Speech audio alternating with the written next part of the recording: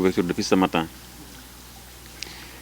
Cette visite s'inscrit dans le cadre d'un plan d'action que j'ai institué au niveau du département qui consiste à suivre la mise en œuvre effective du plan d'action, du plan stratégique intégré tourisme et transport aérien.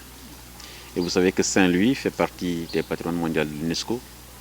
Saint-Louis est une ville emblématique et il y a des investissements extrêmement importants qui sont en cours dans la région de Saint-Louis.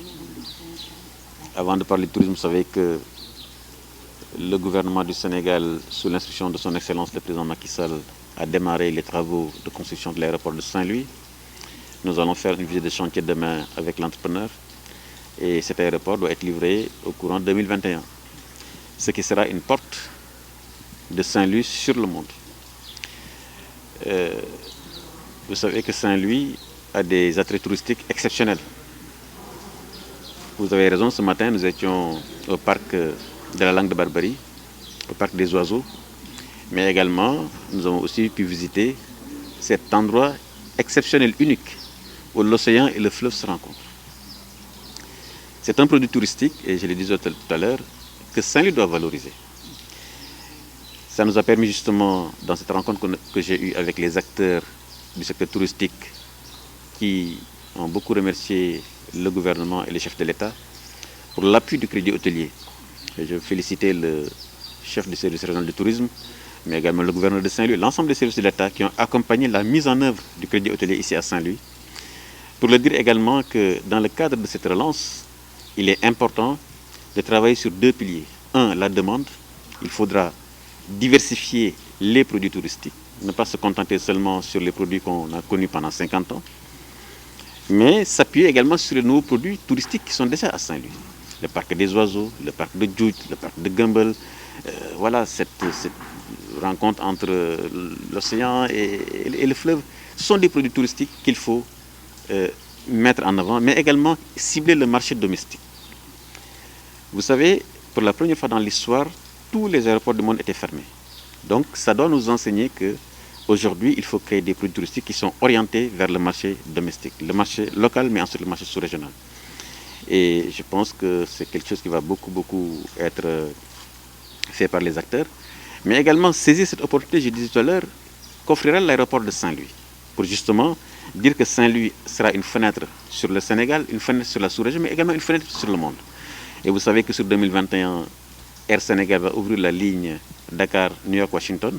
Ça sera aussi une opportunité pour Saint-Louis de pouvoir capter cette clientèle touristique afro-américaine qui également est intéressée par le tourisme mémoriel. Donc, je crois qu'aujourd'hui, nous sommes dans une phase, c'est vrai, difficile, parce que la Covid a fait des dégâts énormes. Le crédit hôtelier a vraiment soutenu le secteur. Nous sommes encore dans une phase de relance timide, mais il faudra simplement que sur cette partie de demande que nous puissions y travailler. Enfin, j'ai également annoncé aux acteurs touristiques la ligne de financement du crédit hôtelier qui sera amenée à 50 milliards à partir de 2021 et qui sera focalisée sur l'investissement. Donc je veux donc demander à tous les acteurs de travailler sur le business plan pour que justement qu'ils puissent être accompagnés dans des investissements qui soient alignés sur cette stratégie que nous avons, qui est de faire de Saint-Louis un pôle touristique exceptionnel. Hôtelier. Je crois que le Sénégalais n'est pas aussi différent de l'Américain, du Français ou de l'Anglais. Le Sénégalais aime bien les bonnes choses, aime bien les choses qui sont bien faites. Il faut simplement que les produits touristiques soient alignés à la culture et également aux besoins du client. Parce qu'aujourd'hui, le client, il est roi. J'ai demandé donc aux hôteliers de pouvoir travailler avec les services de l'État, du ministère notamment, pour proposer des produits touristiques, proposer également des packages, comme ils le font d'ailleurs avec les tours opérateurs. Ils font des prix en gros pour les tours opérateurs.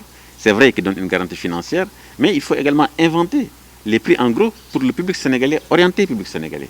Et le tourisme, ce n'est pas seulement l'hôtel, mais c'est également tout ce qui va autour. Je vous ai dit tout à l'heure, le fait de connaître son histoire, connaître sa géographie. Il y a très peu de Sénégalais qui ont déjà vu cette rencontre exceptionnelle entre l'océan et le fleuve. C'est également là où on rencontre les oiseaux du monde qui se retrouvent ici également à Saint-Louis. Donc je crois que ce sont ces points-là.